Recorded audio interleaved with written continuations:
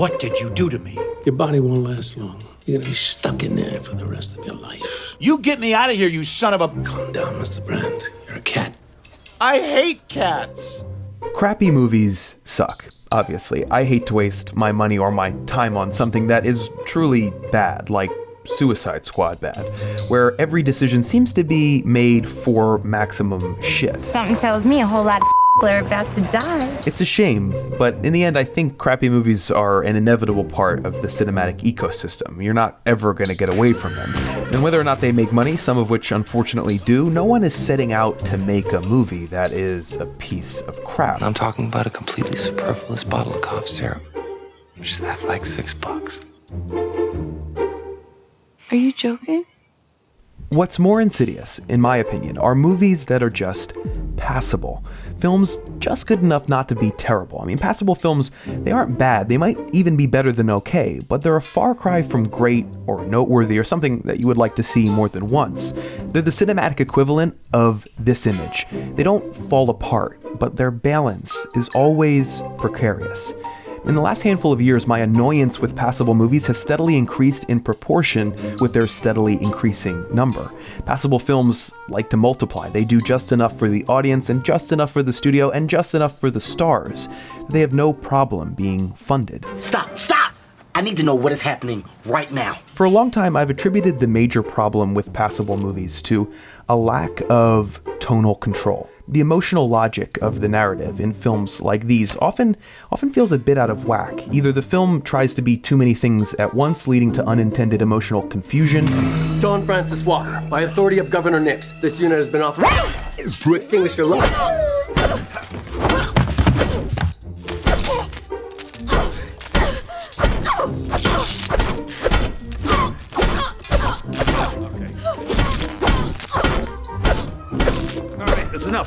That's enough! Or the filmmakers give characters traits that don't belong to them in order to serve some plot function. What has it been this year so far?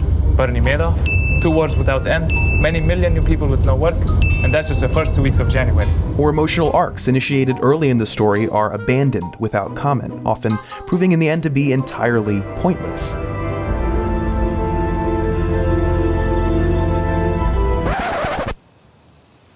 In good movies, everything points to everything else. The emotional arcs of the characters, the scenes, the imagery, the music, and the plot are tightly entwined. And this doesn't just go for highbrow movies, by the way. Whenever you hear someone say of a lower-brow film that it knows what it is, what they're really saying is that the film was tonally focused. On that, we agree. But recently, I've begun to notice another unifying feature of passable movies, indeed of all passable storytelling. And to understand what I mean, take a look at this scene. I gotta say, it feels really good to have somebody looking out for me. I got your back, man. I like that. And I got your back too.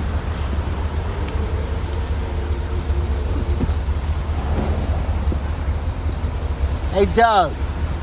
I like you, man. I think you're a great guy. I just want you to remember that this is a business relationship. Doesn't mean that we're going to be best friends. That's not how this story ends. I'm just an employee with a job to do. I get it. You're not my best friend, you're just my best man. It doesn't mean that we're not going to have a good time, Doug. I said I got it. You're anybody's best friend for a price, but nobody's when it counts. All the beats in this short scene should be familiar to us. We've seen them all before. But there's something odd going on here. See, stories are almost always about people, or aliens, or gods, or animals, or robots that act like people. And great stories are always the ones that observe people truthfully, the ones that capture human experience with nuance and insight. And the best stories make such acute observations about humanity that they can show us things about ourselves that we didn't know, or teach us how to articulate those things against a vast, unintelligible anxiety. And this, I think, is the big difference between great movies and passable ones. When passable movies observe human experience, they observe it not through the lens of real life, but through the lens of other movies. Love is my life. No, love is your job. You know, I think you're threatened by what Zoe and I have because you're afraid I won't be able to hang out every night. You are my drug dealer. There's one reason we know each other. I like the drugs you sell. That's it.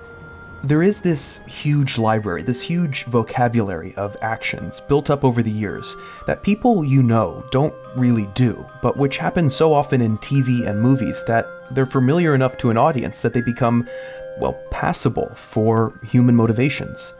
I'm not saying it's bad for filmmakers to cite or pay homage to the movies that they love in their own work. I'm saying that too many films released today are being cobbled together from a weird alternate reality that is only a dim echo of our own. I do not believe in fairy tales about chakras or energy or the power of belief. There is no such thing as spirit. This is the long-term danger of cliché. The more we allow it to happen, the harder it is to escape, the more difficult it is for audiences and writers to tell the difference. The last thing we want is to see our own lives through the lens of art that's only passable. New perspectives are what we need. Originality is what we should encourage at every chance. Otherwise, I'm afraid our movies and ourselves will change into something quite different. What's it called? The Imitation Game. There is a new Nerd Writer episode every Wednesday, guys. So if you click that box that I've set up for you right over there, you'll get the videos. You'll get them. You'll get all the videos. And if you hit that little bell on mobile, I think you get notified when I release something new. So do that too. Thanks to Squarespace for sponsoring this video. They make sleek, intuitive website designs for you to customize, and you don't have to know coding to make a really beautiful one. If you sign up for a year, you can get a free domain name, and if you use the offer code NERDWRITER, you can get 10% off your first purchase, so that's pretty cool. Thank you so much. I will see the rest of you next Wednesday. That was a weird end screen, but I think I'm going to use it.